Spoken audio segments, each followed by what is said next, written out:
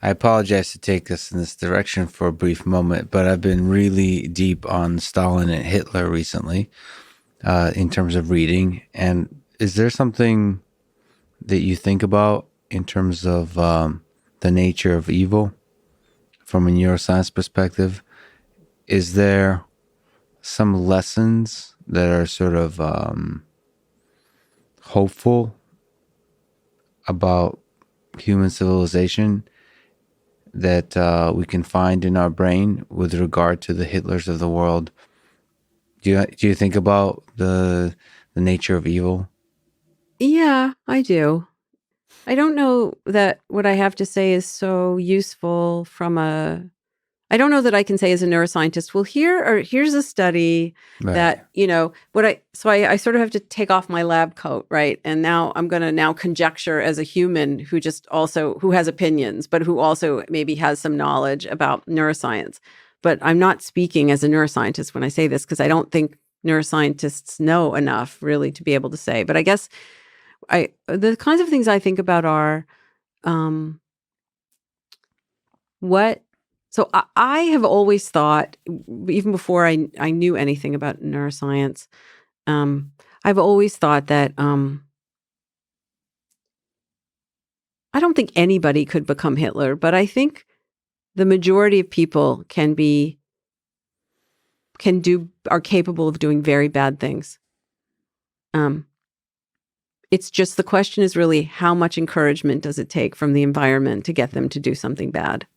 That's what I kind of, when I look at the life of Hitler, it seems like there's so many places where Something could have intervened. no, it could change completely the person. I mean, there's like Yeah, the caricature, like the obvious places where he was an artist, and if he wasn't rejected as an artist, he was a reasonably good artist. So that could have changed. But just his entire, like, where he went in Vienna and all these kinds of things, like little interactions could have changed. And there's probably millions of other people who are capable, who the environment may be able to mold in the same way it did this particular person to create this particular kind of charismatic leader in this particular moment of time. absolutely. And I guess the way that I would say it, I would agree 100%. And I guess the way that I would say it is like this. In the West, we have a way of reasoning um, about causation, which focuses on single, simple causes for things. You know, there's an essence to Hitler. There's an essence to his character. He was born with that essence, or it was forged very, very early in his life, and that explains the landscape of the horrible landscape of his behavior. But there's another way to think about it, a way that actually is much more consistent with what we know about biology, how biology works in the physical world. And that is that most things are complex, not as in, wow, this is really complex and hard, but complex as in complexity, that is more than the sum of their parts. And that most phenomena have many, many weak, non-linear interacting causes. Mhm. And so little things that we might not even be aware of can shift someone's developmental trajectory from this to that. And that's enough to take it on a whole set of other paths and that these things are happening all the time.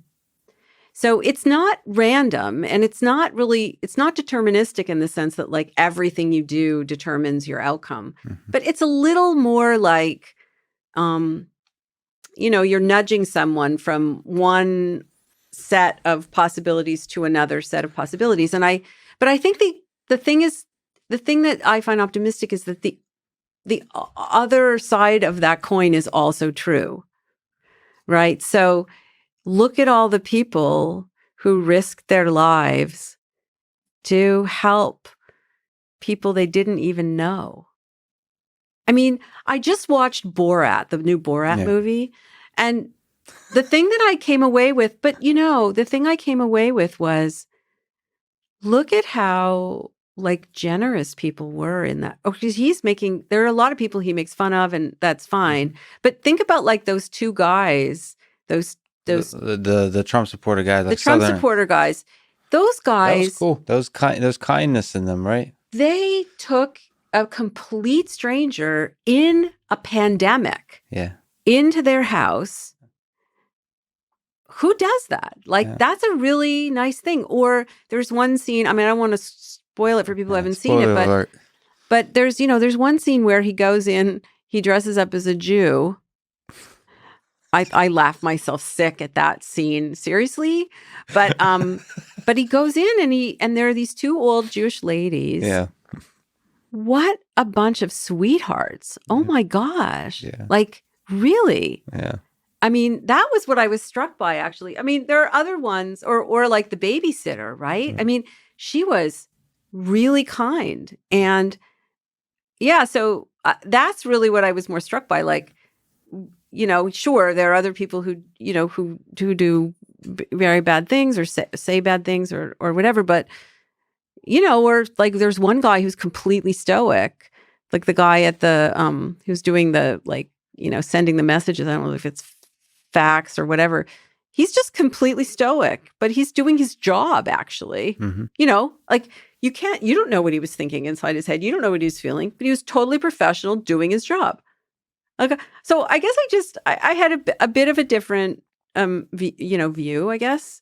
And I also think that about people. I think everybody is capable of kindness, and but it's the question is how much does it take and what are the circumstances. So for some people it's going to take a lot, and for some people it only takes a little bit.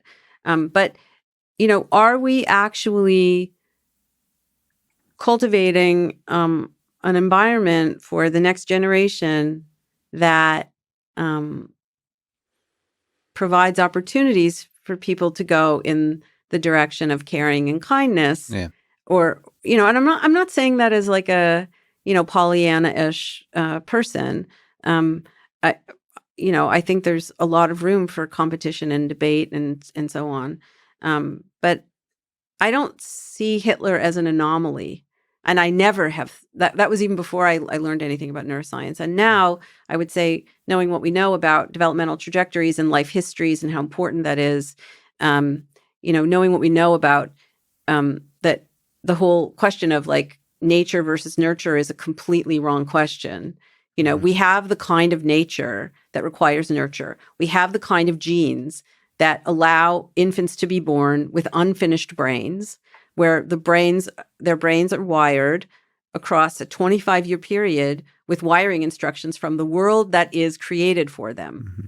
And so I don't think Hitler is an anomaly. Even if it's less probable that would happen, it's possible that it could happen again. And it's not like, he's a bad seed. I mean, that doesn't, I just want to say like, of course, he's completely 100% responsible for his actions and all the bad things that happen. So I'm not in any way, this is not me saying. But the environment is also responsible in part for creating the evil in this world. So like Hitler's and different versions of even more subtle, more smaller scale versions of evil.